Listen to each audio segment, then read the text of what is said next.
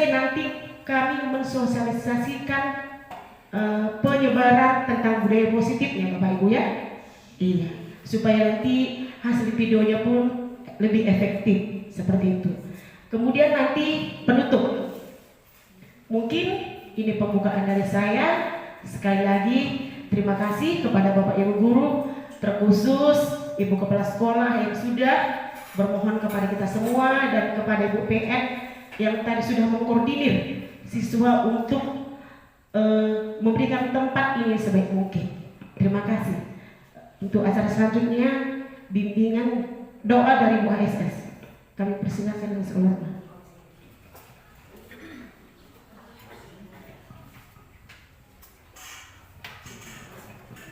Baiklah, mari kita berdoa menurut keyakinan kita masing-masing. Dan saat ini dibawakan doa dari agama Islam.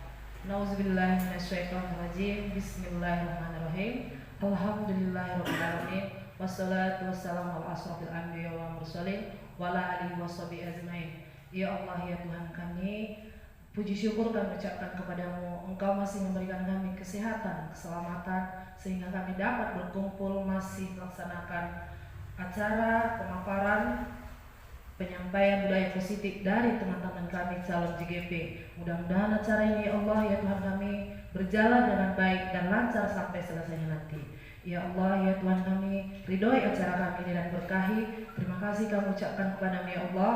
Rabbana atina fid dunya hasanah wa fil akhirati hasanah wa qina azabannar. Wa sallallahu ala mursalin walhamdulillahi rabbil alamin. Amin.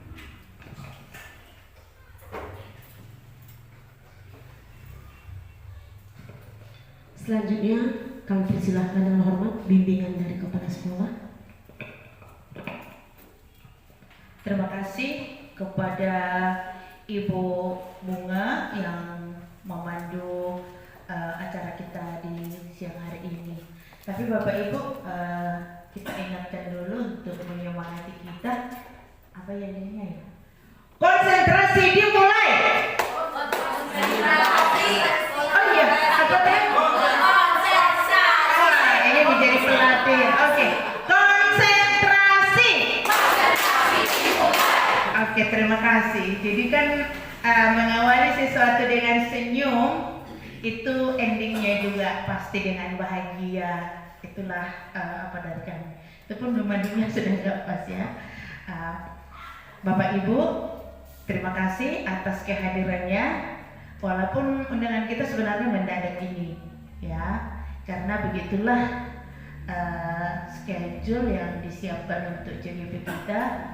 Dan memang mereka harus ada presentasi dalam rangka membagi ilmu yang sudah mereka dapatkan ke seluruh guru di sekolah di mana mereka terpilih menjadi calon guru penggerak. Bapak Ibu, mungkin dari apa yang saya lihat untuk 2 bulan terakhir ini, sepertinya Bapak Ibu sangat termotivasi. Jadi di mana-mana di grup kita saya sedang membuat aksi nyata dan sebagainya. Dan info yang terbaiknya saya dengar, wow, saya sudah dapat sertifikat. Mari kita tepuk tangan dulu buat Bapak Ibu yang udah memperoleh sertifikat bulan ini. Semoga nanti di bulan depan akan semakin bertambah lagi, semakin bertambah lagi. Kadang-kadang memotivasi hati kita, pikiran kita untuk sesuatu harus melihat dulu yang lain. Seperti itulah seperti kejadiannya. Kalau kemarin kita hanya mengatakan, ayo Bapak Ibu buka PNM, aktifkan ID belajar, sudah dibuka belum? Kalau 2 bulan ini sepertinya saya tidak menghimbau. Saya tidak menghimbau tuh di grup sudah rame. Terima kasih buat mungkin siapapun yang sudah memberikan motivasi awal itu sehingga membuka pikiran, hati dari Bapak Ibu untuk ikut. Kita apresiasilah yang sebesar-besarnya. Saya masih menelusuri sebenarnya, tapi saya yakin sugesti itu manjur dan kita semua tertarik. Dan ketika diumumkan saya sudah dapat sertifikat, ada sebuah kebahagiaan berlanjut, akan tetap berlanjut, dan kita nanti semuanya akan memperoleh sertifikat dengan hasil PMM yang sudah kita lakukan. Jadi mantap kali lah itu Bapak Ibu, dan mari kita teruskan. Itu poin yang pertama yang saya telusuri dari 2 bulan terakhir. Dan ini juga di kemajuan daripada CGP kita. Ini pertemuan yang kedua di sekolah kita ini. Di pertemuan pertama hanya menghadirkan 5 orang itu 10 orang. Nah sekarang kita dihadirkan semuanya. Dan tujuannya adalah tetap juga berbagi ilmu. Apakah kita masih kekurangan ilmu? Ya, perasaan itu harus tertanam di dalam hati kita. Mengapa demikian Ibu? Ilmu yang saya peroleh tahun 90 saya mahasiswa mengalami kemajuan yang sangat dinamis luar biasa di tahun ini. Jadi kalau saya sarjana tamatan tahun ini itu tidak mengikuti perkembangan zaman ini, jujur tertindas Bapak Ibu. Maka apa yang perlu kita persiapkan dari hati? Pertama sekali, memang kita harus membuka diri ya untuk mengikuti perkembangan zaman ini. Kadang-kala di generasi kami yang tua, Bu iri loh sama ibu-ibu yang muda ini. Loh kok mereka tuh sudah bisa lolos CGP, kita kemarin 2 ujian 3 kali gak lolos. Ada peran seperti itu. Tapi itu tidak menciutkan hati kita untuk tetap mengikuti, untuk tetap berkembang maju. Saya merasa juga itu sedikit. Tetapi dengan kesempatan ini Ibu berdua akan berbagi dengan ilmu-ilmu yang sudah ditemukan. Saya ucapkan juga terima kasih. Demikian juga dengan Bapak Ibu, mari kita ikuti, dan mungkin kalau ada nanti beberapa pertanyaan, tentunya itu dari pengalaman yang kita rasakan. Dan Ibu berdua mudah-mudahan bisa memberikan jawaban-jawaban yang pasti, yang mungkin benar-benar bisa kita laksanakan dalam tugas kita sehari-hari. Semalam juga saya berkata, kalau cuma mengomongkan saja, membicarakan saja, berdiskusi saja, itu mudah. Bahkan argumentasi yang mantap-mantap muncul itu ketika diskusi. Lalu kekurangannya di mana Bapak Ibu? Ketika kita implementasi langsung ke siswa-siswa kita, disitulah kita baru ketemu berbagai kendala. Dan itu selalu ada pertanyaan, kendala apa yang ditemukan? Itu kan Ibu ya? Itu dari ujian-ujian kemarin kan itu saya ikuti. Nah saya nggak bisa memunculkan kendalanya. Mengapa? Ya kadang-kadang sulit juga mengidentifikasi permasalahan yang ada. Sulit. Dan itu sering tidak kita lakukan Bapak Ibu. Mengapa anak ini seperti ini? Kayak kemarin ada anak yang nggak bisa membaca. Apa pengakuan ibunya, orang tuanya? Pertama, anak ini lahir prematur. Barulah kami tahu, oh iya gitu ya. Selama ini yang ada kita tunjuk anak itu bodoh, tidak bisa membaca dan sebagainya.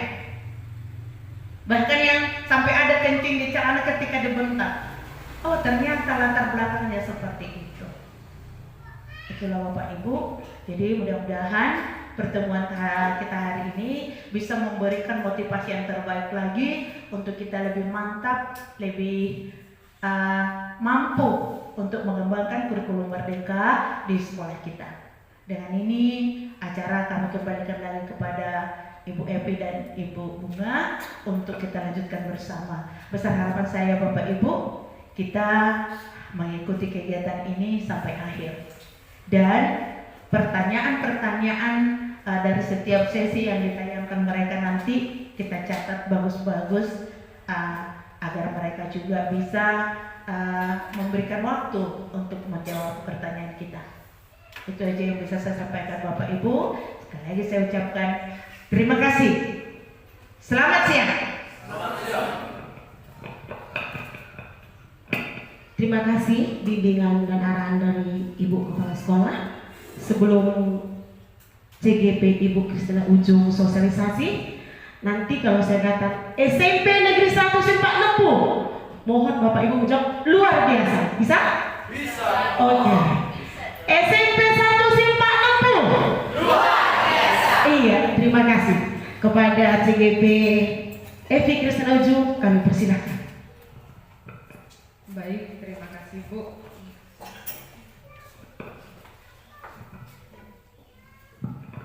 Terima kasih Bapak Ibu buat waktunya kita bisa berkumpul di sini. Saya sudah dikenal Bapak Ibu sedang mengikuti CGP angkatan ke-9 dan sekarang kami sampai pada penugasan menyampaikan apa yang sudah kami pelajari hampir 3 bulan ini Bapak Ibu.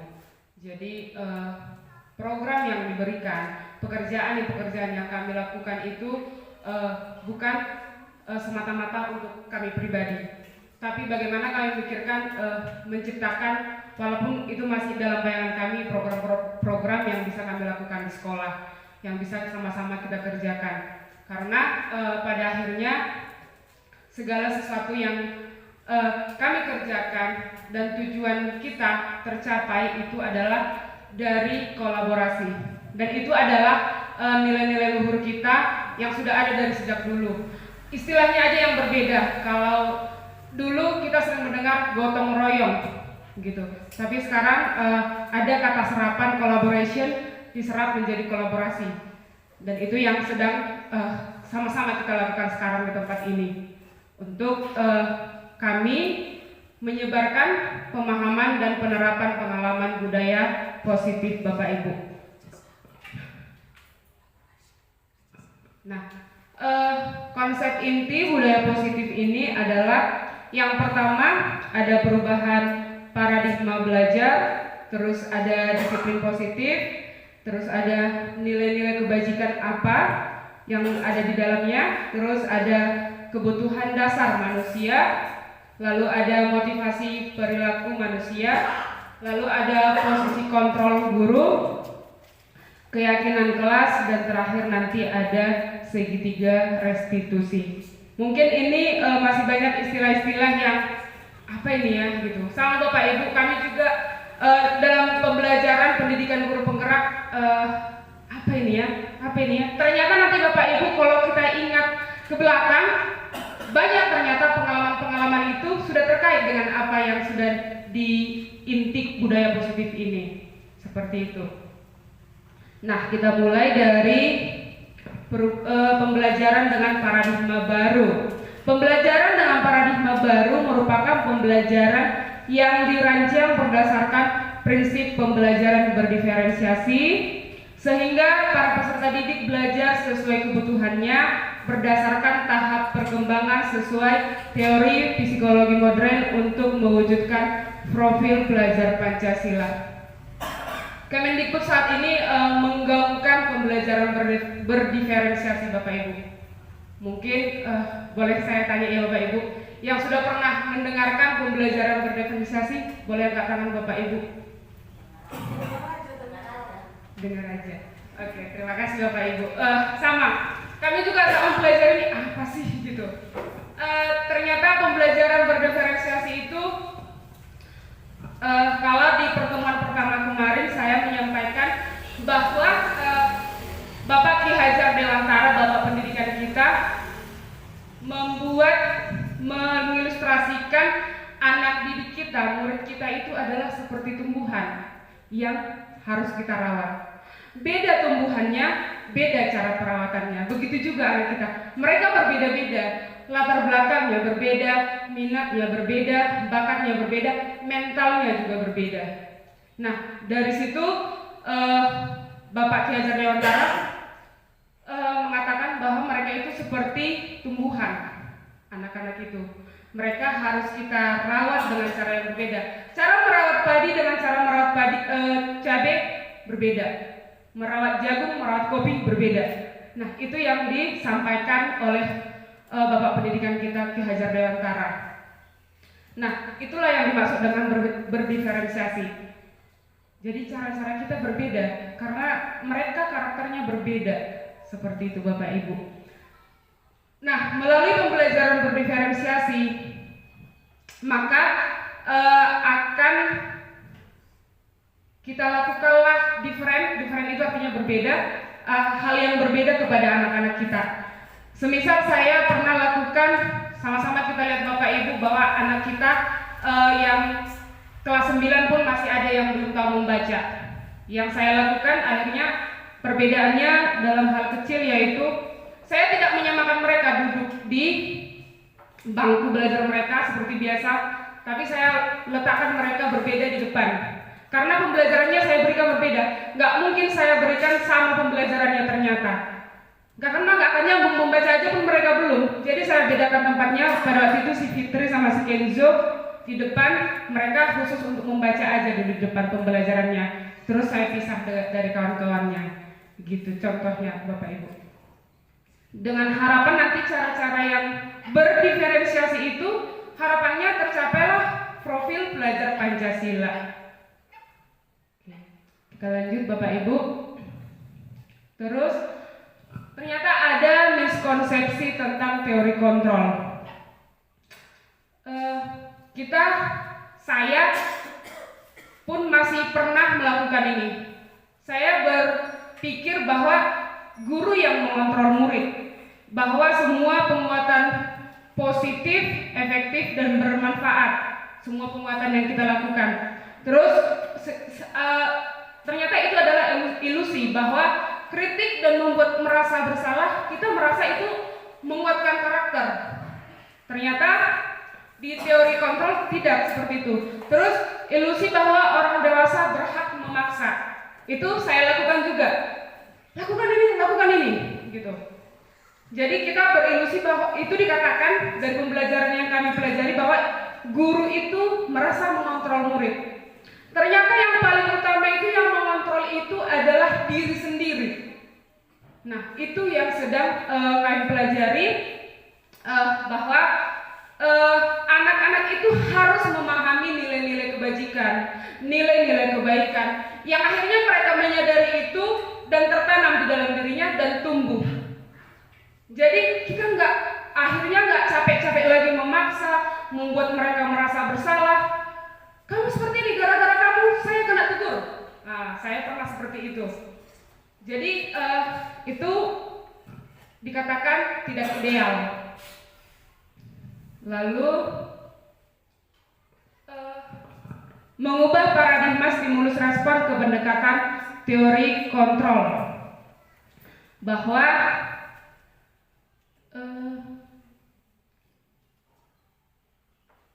kita ini harus paham bahwa realitas itu kita berbeda. Itulah yang dimaksud dengan teori kontrol. Lalu setiap orang memiliki gambar yang berbeda. Lalu kita juga harus berusaha memahami pandangan orang lain tentang dunia supaya kita tidak memaksa. Lalu ternyata setiap perilaku, semua perilaku itu memiliki tujuan. Apa yang dilakukan anak-anak kita, murid-murid kita, ada tujuannya, ada penyebabnya juga. Itu yang harus kita dalami, latar belakangnya apa. Lalu pada akhirnya orang lain tidak bisa mengontrol kita, termasuk anak-anak, murid kita, tidak ada yang bisa mengontrol mereka. Makanya sering mereka ngelunjak karena mereka merasa aku punya kontrol terhadap diriku.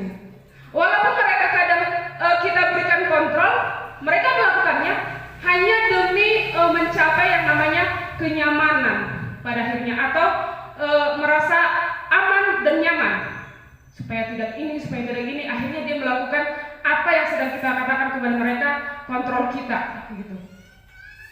Lalu kolaborasi dan konsensus menciptakan pilih-pilihan baru. Ya, kolaborasi kita kepada mereka, kepada rekan-rekan, akhirnya menciptakan pilihan-pilihan baru. Lalu kalau pada stimulus respon, akhirnya ada anak yang kalah. Sering kita mengalahkan anak, menyalahkan anak. Tapi pada teori kontrol, akhirnya berpikir menang-menang. Tidak peduli siapa yang salah yang benar, tapi akhirnya sama-sama membuahkan perubahan yang lebih baik ke depannya. Lalu masuk kita ke poin disiplin positif. Disiplin berasal dari kata disiplina yang artinya belajar. Disiplin mengacu pada disiplin diri yang memiliki tanggung jawab terhadap apa yang dilakukannya berdasarkan nilai-nilai yang diyakini. Disiplin positif merupakan salah satu cara penerapan disiplin yang bertujuan untuk menumbuhkan kesadaran serta memberdayakan peserta didik tanpa imbalan, penghargaan, ancaman, atau hukuman.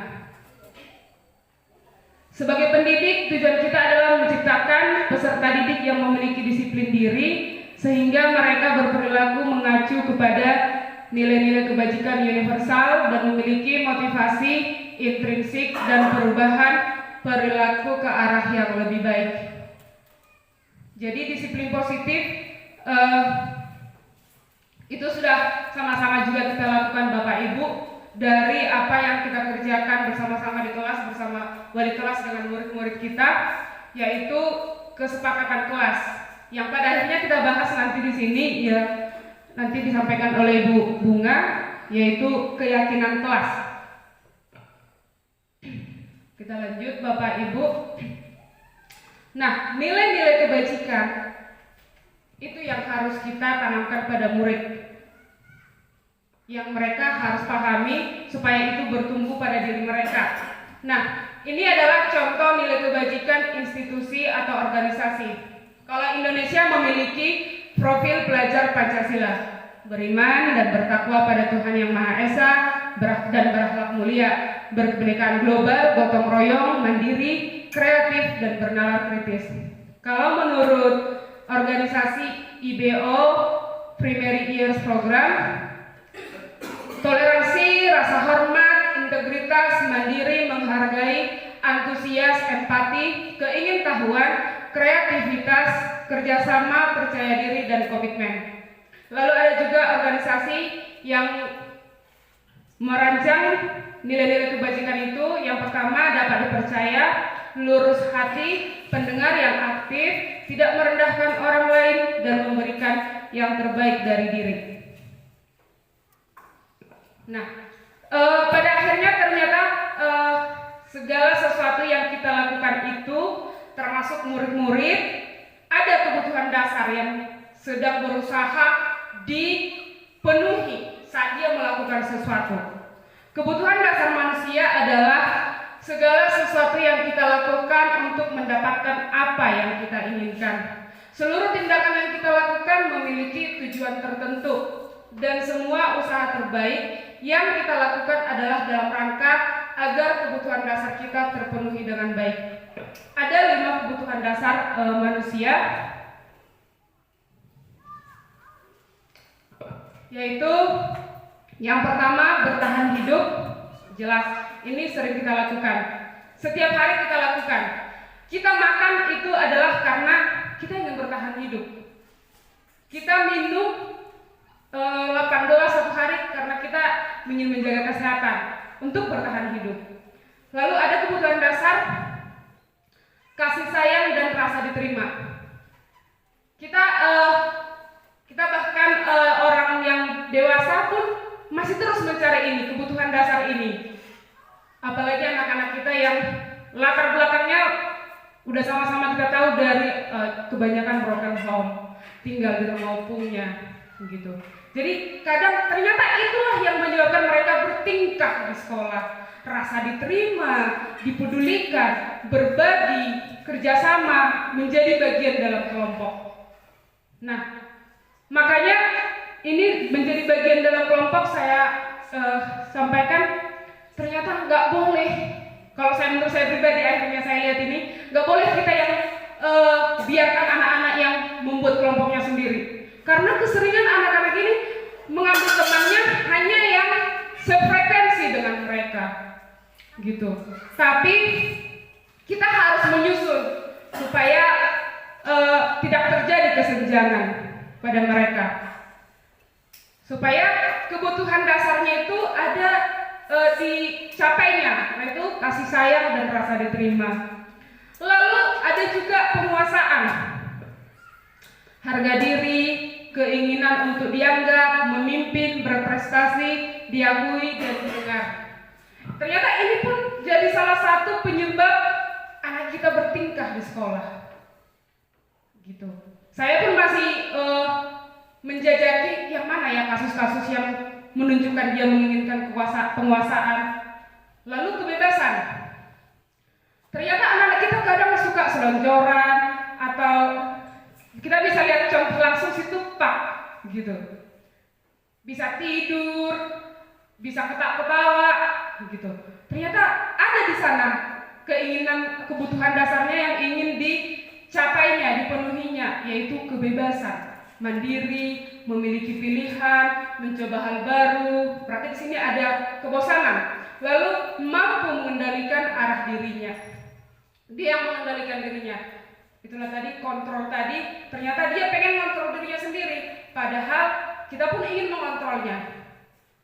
Lalu kebutuhan dasar selanjutnya adalah kesenangan. Makanya kita Bapak Ibu ternyata senang juga akhirnya membuat ice breaking melalui bermain, humor, antusiasme, dan tertawa.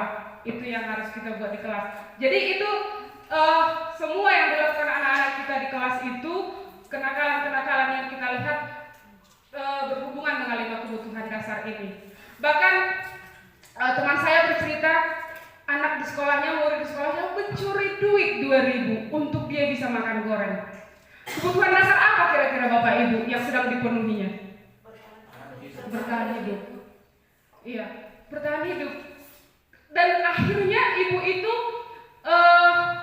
melihat latar belakangnya, dia akhirnya datang ke rumah anak itu. Sangat miris. Ternyata di rumahnya Bu, nasi itu udah kuning. Jadi mereka benar-benar miskin. Itu yang sedang dipenuhi anak itu. Ternyata dia mencuri karena apa? Gitu. Itu yang ditelusuri ibu itu. Akhirnya dia memberi bantuan ibu itu. Gitu. Oke. Demikian Bapak Ibu presentasi dari saya. Ada 4 poin. 4 poin berikutnya saya serahkan kepada Ibu. Terima kasih.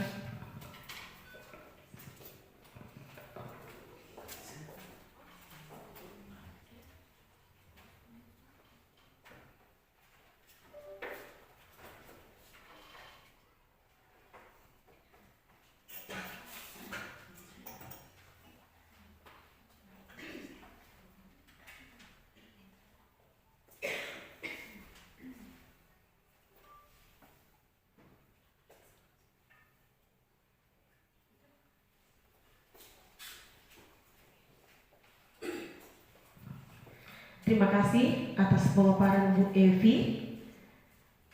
4 dari konsep inti budaya positif. Yang intinya tadi sudah kita pahami, kalau budaya positif itu adalah nilai-nilai keyakinan ataupun kebiasaan-kebiasaan siswa kita di sekolah. Nah, di sini saya melanjutkan inti budaya positif yang kelima. Yang kelima adalah motivasi perilaku manusia. Ya, sekali lagi, motivasi perilaku manusia. Kita ketahui sendiri Bapak Ibu, apa itu motivasi? Ada yang bisa Bapak Ibu? Dorongan, iya, semangat kita, ya. Perilaku manusia. Di sini ada 3 bagian. Yang pertama, untuk menghindari kenyamanan atau hukuman, untuk mendapatkan imbalan atau penghargaan dari orang lain. Itu berasal dari motivasi ekstrinsik atau dari luar. Nah, contohnya seperti ini. Kita membuat tugas kepada anak-anak.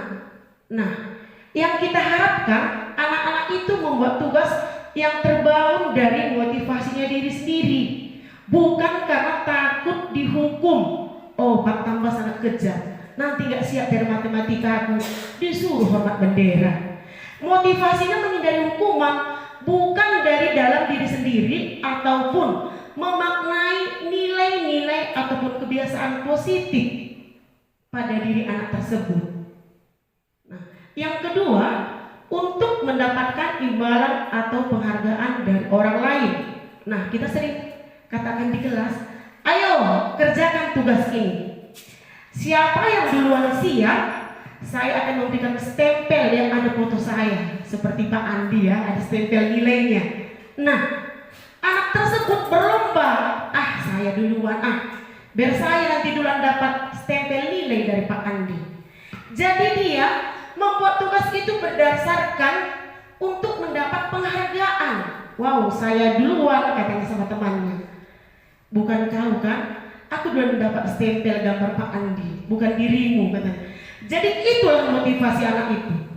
Nah, kedua motivasi ekstrinsik ini kurang efektif Bapak Ibu. Yang kita harapkan adalah motivasi intrinsik, yaitu untuk menjadi orang yang mereka inginkan dan menghargai diri sendiri dengan nilai-nilai yang mereka percaya.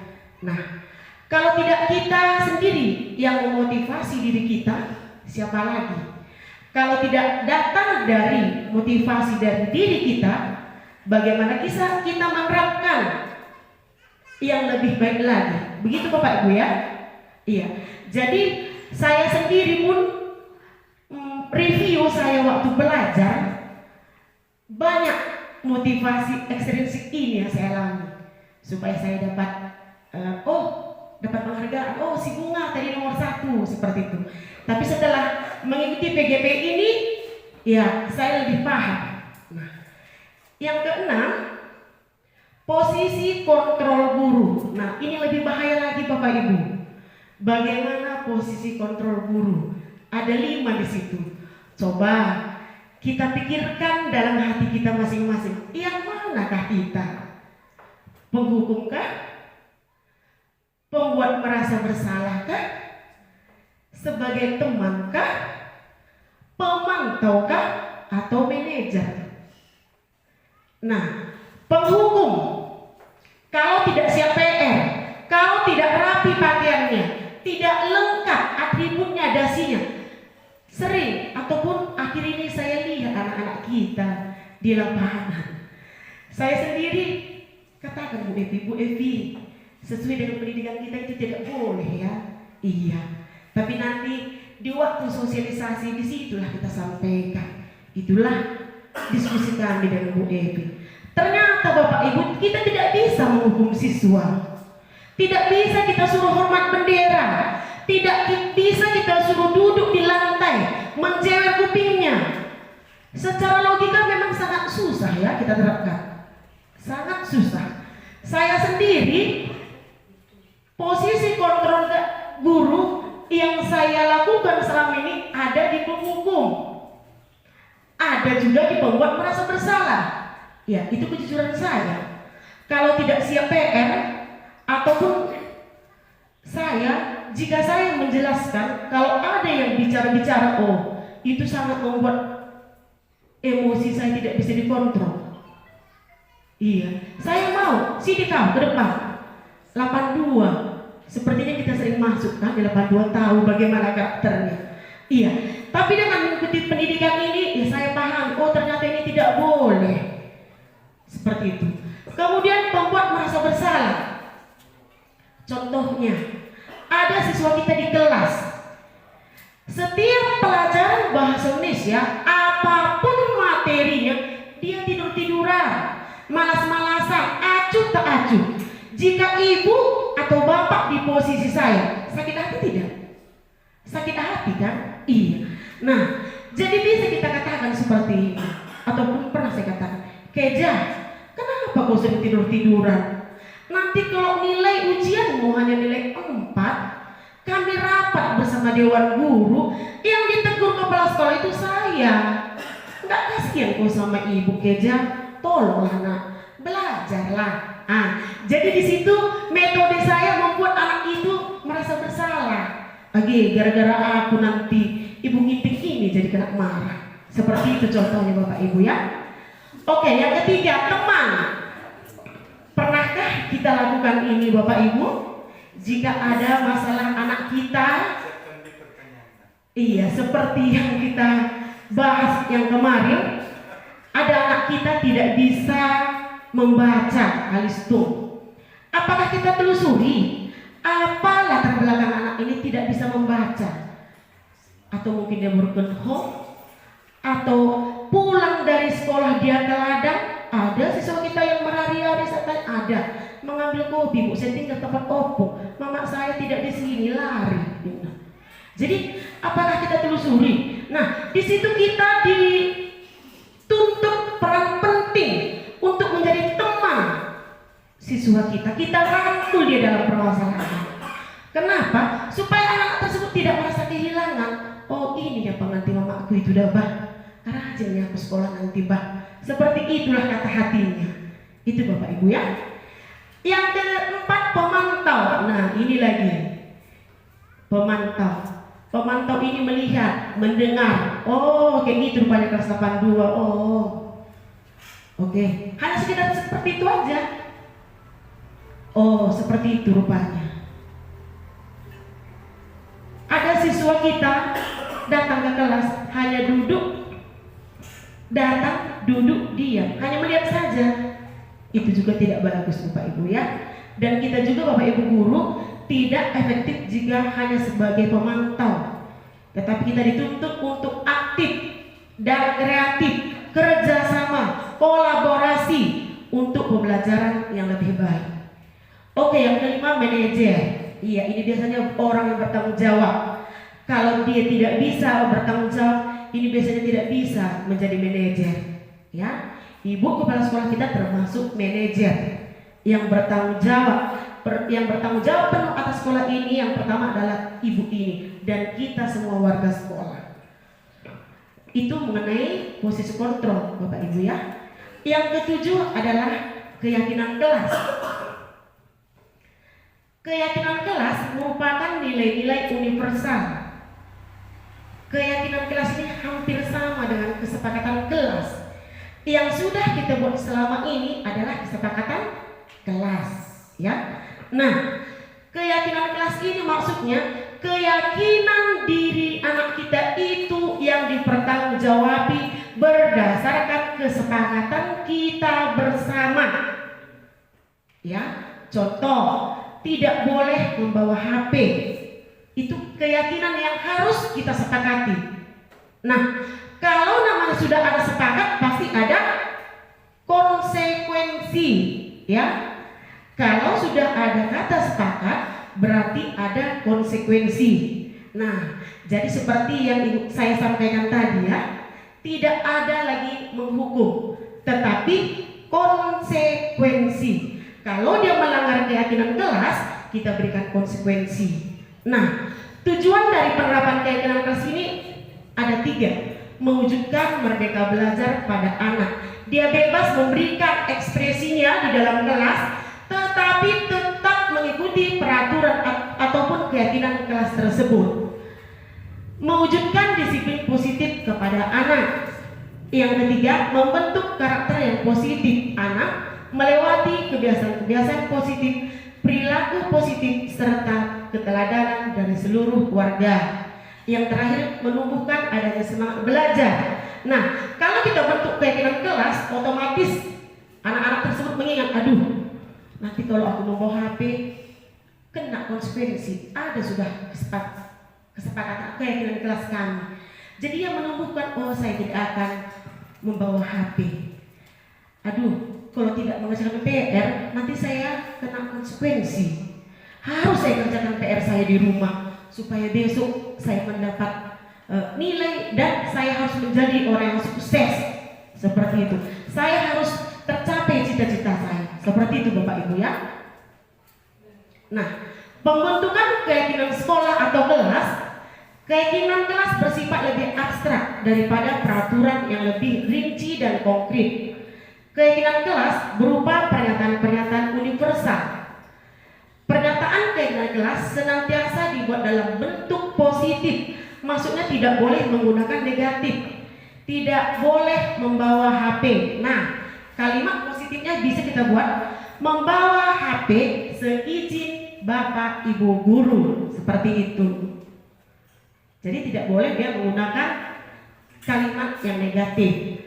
Keyakinan kelas hendaknya tidak terlalu banyak sehingga mudah diingat dan dipahami oleh semua warga kelas.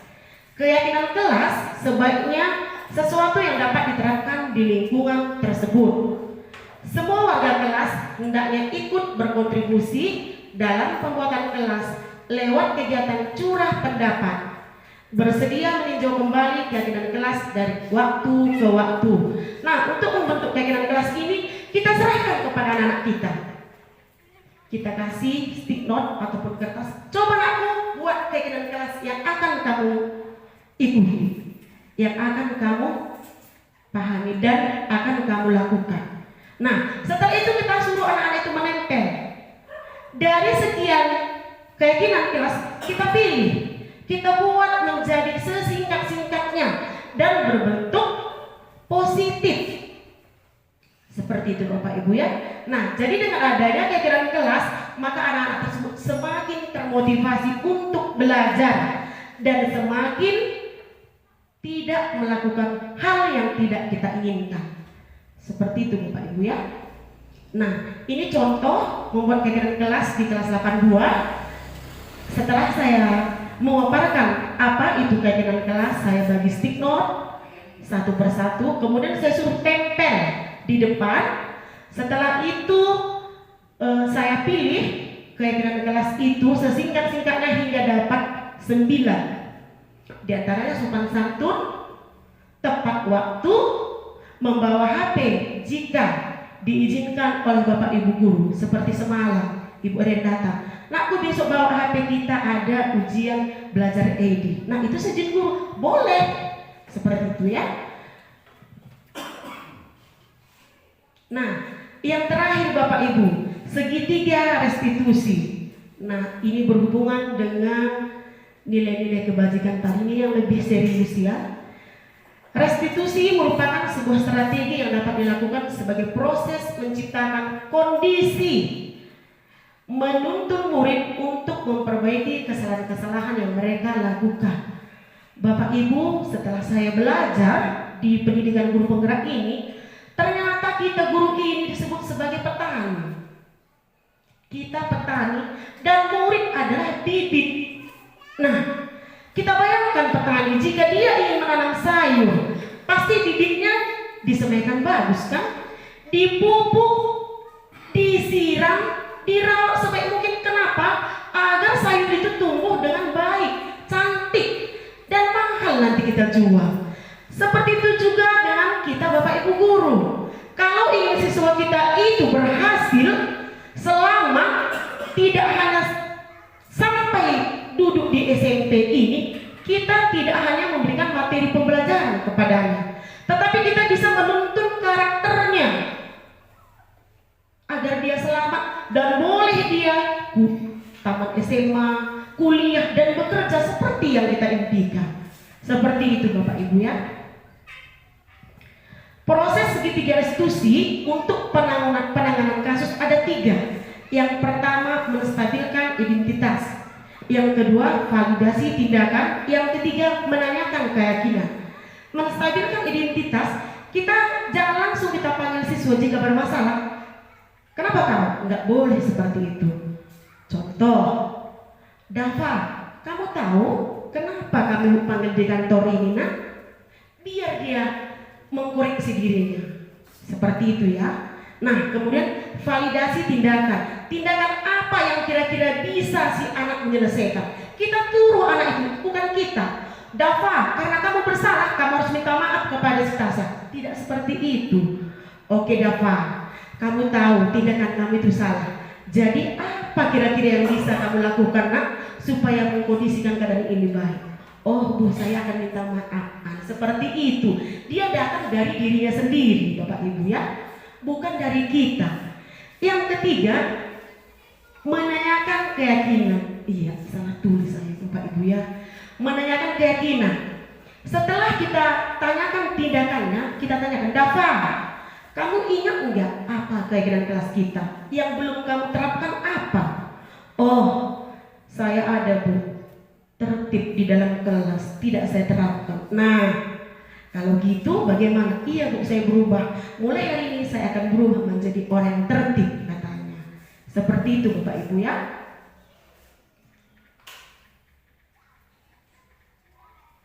Ini ada contoh menyelesaikan kasus dengan proses segitiga restitusi.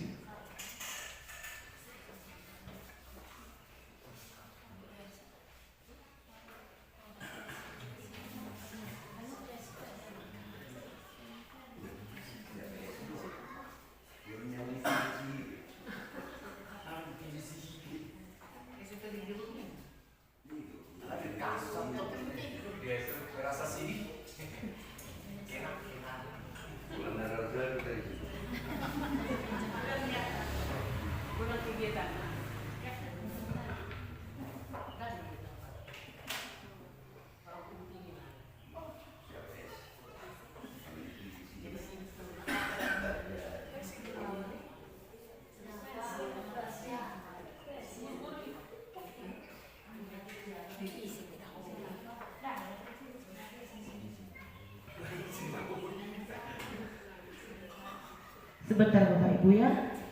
Coba ini.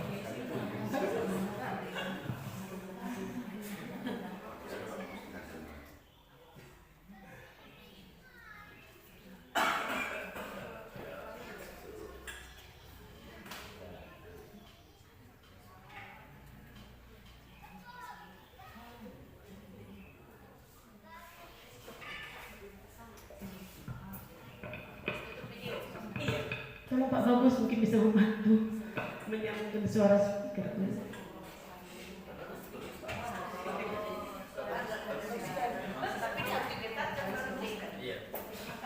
Apanya sama Pak Purba, pelayanan apanya? Iya.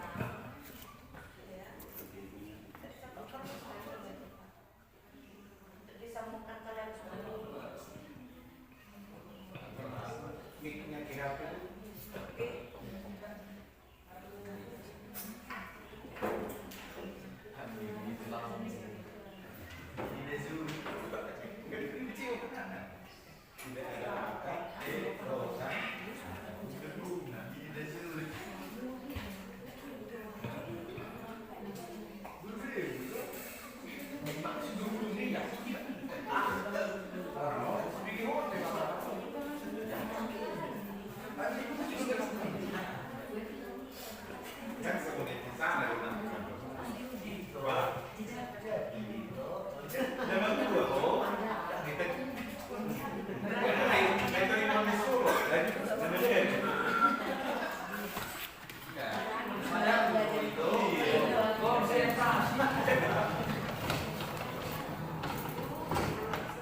Bapak Ibu, di sini sudah saya lakukan contoh menyelesaikan kasus dengan proses segitiga restitusi. Oke, kita sama-sama saksikan Bapak Ibu ya.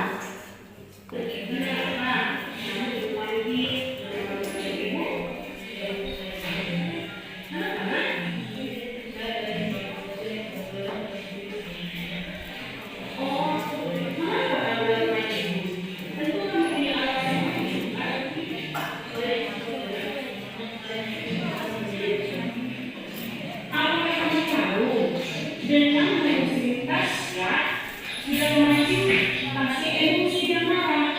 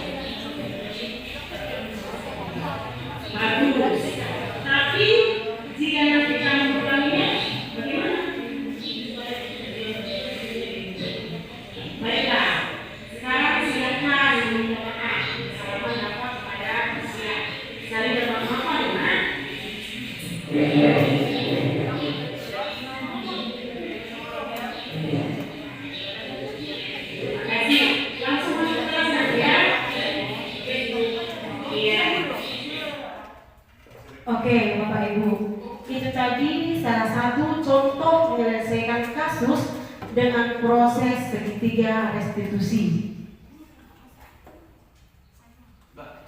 Intinya Bapak Ibu, jika kita satu hati memaknai dan menanamkan budaya positif di sekolah yang kita cintai ini, pasti akan menciptakan siswa yang berkarakter dan mampu bersaing global. Sekian yang dapat saya sampaikan untuk pemaparan tentang menyebarkan budaya positif. Saya ucapkan terima kasih. Sekali lagi, terima kasih. Oke, untuk mengingat konsentrasinya, coba SMP 1 Supanutu. Iya, luar biasa. Terima kasih Bapak Ibu.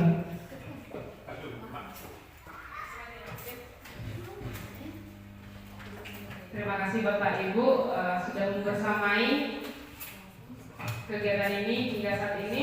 Kini tiba saatnya kita untuk sesi tanya jawab, tapi sebelum sesi tanya jawab, Bapak Ibu, itu adalah hal yang sudah kami pelajari dan kami masih sangat jauh dari apa yang kami pelajari pada praktiknya. Gitu. Masih sama-sama berusaha untuk melakukannya di kelas di sekolah kita ini. Dan kini saatnya Bapak Ibu kami menerima pertanyaan, saran dari Bapak Ibu sekalian. Kami persilakan. Baik, kepada Pak Tamba.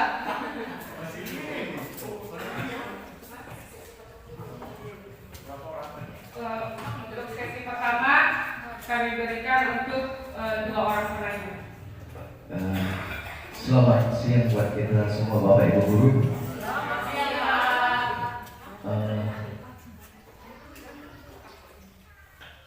Sedikit yang mau saya tanyakan, apakah suku atau ras atau apalagi lah suku lah ya, suku itu berpengaruh terhadap sifat dan sikap seseorang? Karakter lah ya namanya, karakter, sifat, sikap semua. Apakah suku atau darah, keturunan darah atau garis keturunan itu berpengaruh terhadap sikap, karakter dan lain sebagainya yang mirip-mirip dengan itu. Yang pertama. Kemudian apakah geografis tempat tinggal seseorang itu juga berpengaruh dengan karakter, sikap dan lain sebagainya? Selanjutnya yang saya tanyakan berhubungan dengan itu juga. Ini materi yang disampaikan tadi, apa istilahnya tadi? Budaya positif ini apa namanya? Penelitian ini dilakukan oleh siapa dan diteliti di mana? Itu yang mau saya tanyakan. Terima kasih. Saya kembalikan kepada Ibu moderator. Atau saya pegang aja dulu. Terima kasih Pak Tamba buat pertanyaannya. Selanjutnya Bapak Ibu, masih adakah yang bertanya atau memberi saran?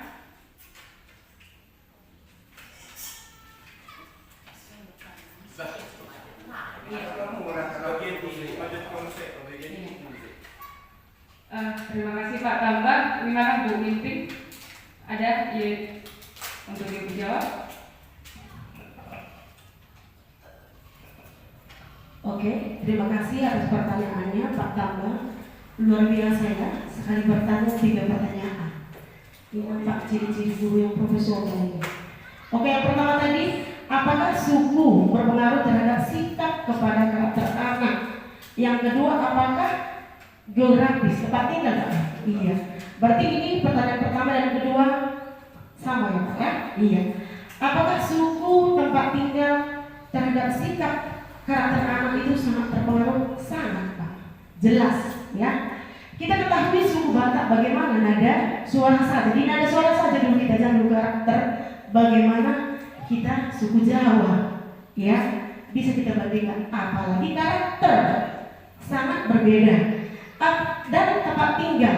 Tidak sama Pak tempat tinggal karakter anak ataupun kita yang tinggal di sini ataupun sini kalah. Nah, terus bagaimana agar bisa kita menyikapi tersebut, tidak membandingkan ataupun tidak membedakan?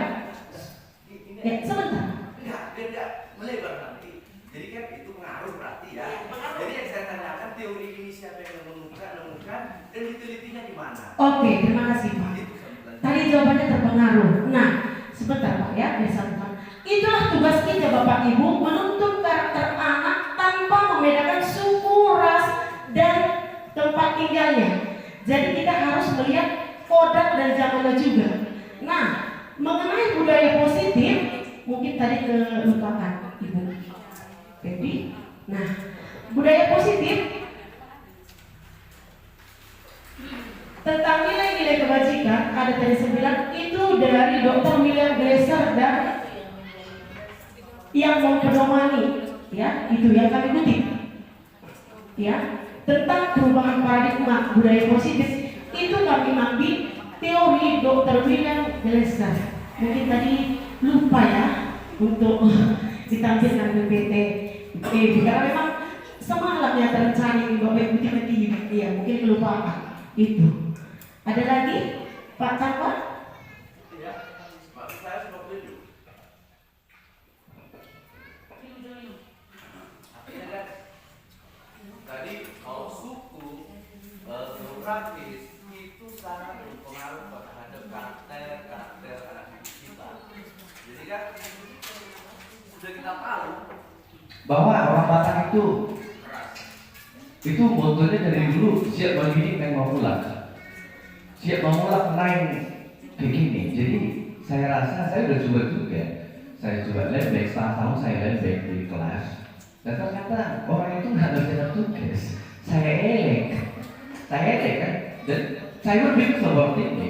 Mungkin teori-teori ini berlaku bagi beberapa ras aja. Teori yang seperti itu yang nganelek, mungkin kalau sama suku-suku yang lain kita lihat itu bagus. Jadi kalau orang Batak kita lihat makin melonjak itu, menurut saya. Dan pastinya kita juga seperti itu, saya sendiri seperti itu. Mau dia kalau jauh nggak melonjak kau. Kalian malah nyacap sekali, terus baik saya. Jadi ini sudah saya lakukan juga, dan ternyata masih lebih ke karakter anak itu, masih ke sukunya. Memang harus keras. Coba kita lembeki. Saya rasa pengalaman juga coba kita lembeki. Ya, bisa kita duduk di situ. Kalau sempat kita lembek, anak ini bisa keluar masuk tanpa izin. Harus kita akuti juga. Jadi menurut saya bagus sih ini, bagus. Bisa kita praktekkan kalau memang betul gimana saya bilangnya, cocok kan gitu. Kita lihat juga kondisi anak ini. Memang banyak situ teori-teori yang melihat anak ini kayak gini. Jadi anak kita ini kan agak keras juga. Jadi saya nggak senang juga loh. Saya tercap sebagai seorang guru yang keras. Itu kan suatu kebanggaan, itu rasa malu sama saya. Tetapi masih mengucapkan yang itu daripada saya begini. Terima kasih.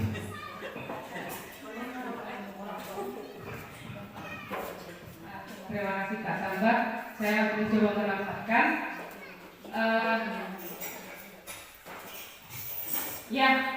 kami juga sama dengan Pak Sambat.